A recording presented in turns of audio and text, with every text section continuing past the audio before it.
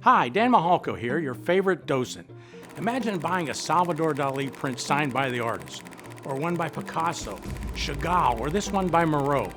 Great investment, right? Yes, if it's legitimate. The art world has also bred a subset of forgers and counterfeiters. The prints look legitimate. They market these counterfeits as signed limited edition prints and sell them for thousands of dollars.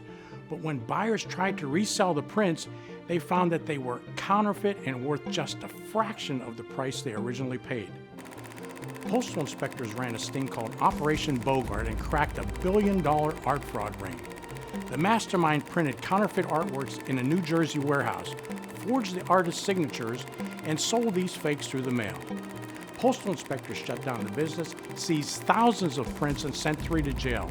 Years later, the Sun pulled the same scam. Postal inspectors arrested him too. These con artists give real artists a bad name.